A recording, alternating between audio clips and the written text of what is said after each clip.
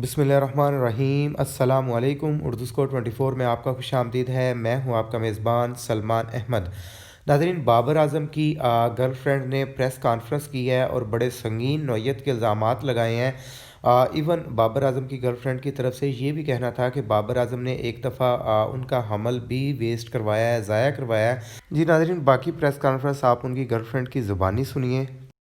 मेरी आज press conference करने का मकसद अपने साथ होने वाली माली और जिनसी ज़्यादती को मंजर आम पे लाना है। मेरे साथ ज़्यादती करने वाला शख्स कोई आम शख्स नहीं बल्कि बाबर आज़म है, जो इस वक्त पाकिस्तानी क्रिकेट टीम का कप्तान है। मैं अपनी बात शुरू करने से पहले आपको बताती चलूँ कि बाबर आज़म से मेरा ताल्लुक़ आज कल से नहीं है। मेरे ताल्लुकात उससे उस वक्त से हैं जब वो क्रिकेट की दुनिया में उसका कोई ताल्लुक़ नहीं था और वो एक गरीब घराने से ताल्लुक़ रखता था। आप तमाम सहाफ़ी भाइयों से मेरी रिक्वेस्ट है कि मुझे इंसाफ दिलाया जाए और मैं उम्मीद रखती हूँ कि आप हर हाल में मुझे इंसाफ दिलाएंगे ताकि आइंदा कौम की किसी बेटी के साथ इस तरह की ज़्यादती ना हो जो मेरे साथ हुई है। मेरी रुदात कुछ इस तरह है कि बाबर आज़म और हम एक ही महल्ले में बड़े हुए हैं, इकट्ठे रहते थे और वो मेरा स्कूल फेलो था। स्कूल की वजह से और एक जगह पे रहने की वजह से हम लोगों की बहुत अच्छी दोस्ती थी। सन 2010 में ही प्रपोज टू मी और मैंने उसके प्रपोज़ल को एक्सेप्ट कर लिया और वो प्रपोज़ल उसने मुझे मेरे घर आके ही दिया था। मैंने एक्सेप्ट कर लिया। जैसे जैसे वक्त गुजरता गया मेरी उसके साथ अंडरस्टैंडिंग और उसकी मेरे साथ बहुत अच्छी रही। हम लोगों को शादी करने का हमारा प्लान था। हम लोगों ने शादी करने का प्लान कर चुके हुए थे। बाबर ने और मैंने, हम दोनों ने अपनी फैमिलीज़ को बताया।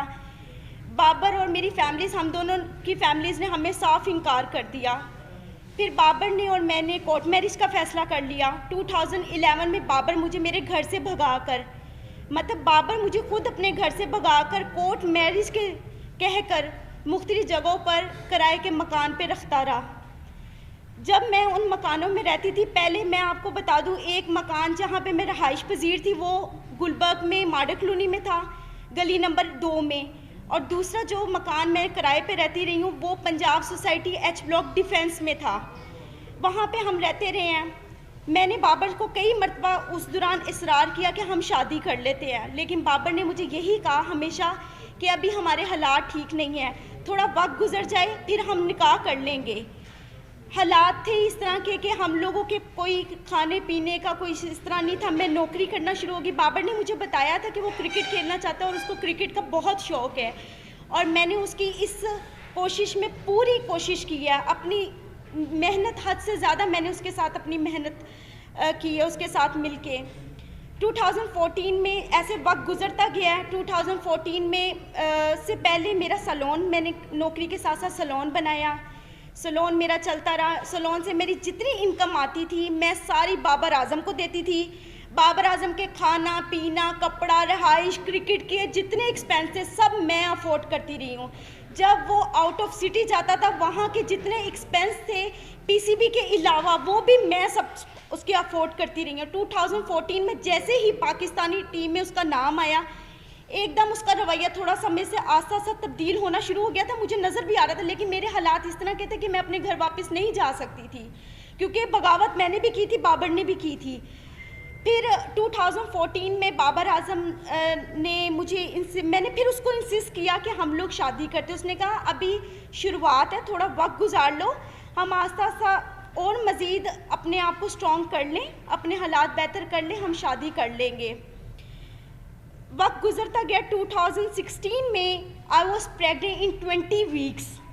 जब मैंने बाबर को बताया, उसका ये खबर सुन के एकदम रवैया इतना अजीब हो गया मेरे साथ, जैसे मैंने कोई गुनाह कर लिया है। मुझे मारा पीटा, काफ़ी मुझे इंसिस्ट किया और मैं उस वक्त बेबस थी बिकॉज़ मेरे पास तो कोई और ऑप्शन नहीं था। तो बाबर आज़म ने मैं आखिर उसकी इस बात में मैं हामी भर ली। वो मुझे बेगम कोर्ट पे एक it was very congested place जहाँ पे वो मुझे ले गया इस्तिकाते हमल के लिए।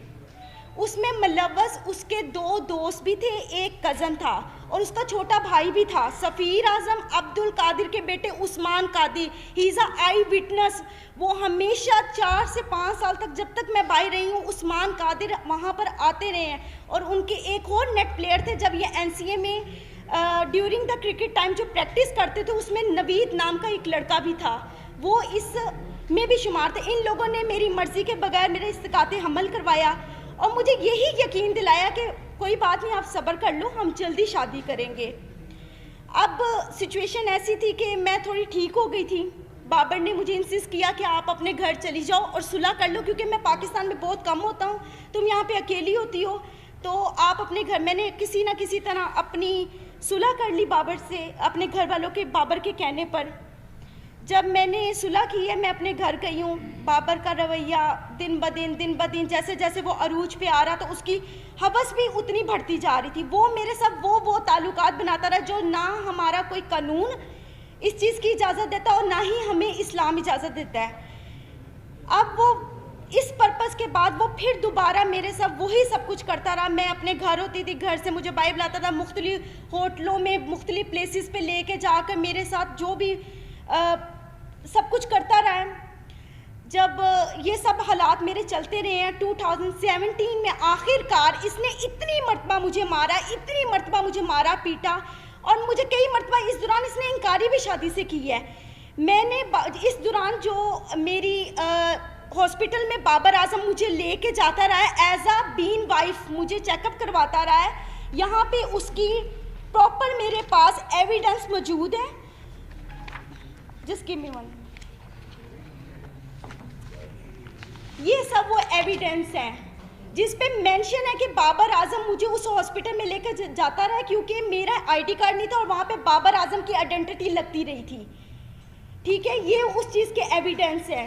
یہ مجھے وہاں پر لے کے جاتا رہا ہے، سب کچھ کرتا رہا. بالآخر میں نے تنگ آ کے 2017 میں پولیس رپورٹ کی بابر کے خلاف، جس کے پرپس میں اس کے فیملیز یہ سب آئے ہیں. ادھر جب ہمارے جو آفیسر تھے جنہوں نے ہمیں دیکھا تھا، اس آفیسر نے یہ فیصلہ کیا کہ آپ بابر کو یہاں پہ پیش کریں. بابر پیش نہیں ہوا، لیکن اسی رات سیم نائٹ بابر نے، جو آفیسر موجود تھے ان کے سامنے، ہمارا مشروط صلح نامہ پہ اس نے مجھ سے دستخط کروائے. اور اس وقت 2017 میں جو میں نے پولیس کمپلین کی تھی بابر کے اگینسٹ، بابر کی وہ اگینسٹ نصیر آباد میں فیڈیکس آفس میں درج ہے اپلیکیشن. ایک منٹ، وہ موجود ہے. اور اس کے بعد بابر نے 2017 میں باہر کے ملک کسی میں جانا تھا کھیلنے کے لیے. 2017 میں جب کمپلین کے بعد بابر نے جانا تھا، اور ہمارے یہاں پہ آئی تھنک کوئی PSL بھی ہو رہے تھے، تو میں نے بابر سے صلح صرف اس وجوہات پہ کی تھی کہ بابر مجھ سے شادی کرے گا. اور بابر نے مجھے خود اس چیز کا یقین دلایا تھا کہ وہ مجھ سے شادی کرے گا. پھر آخر کار 2017 میں اس نے سڈنلی اپنا نمبر چینج کیا.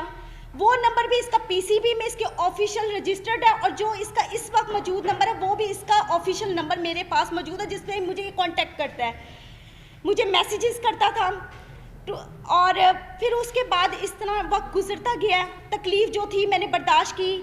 3 سال سے مزید میں بابر اعظم کی اس ہوس کا نشانہ بن رہی ہوں.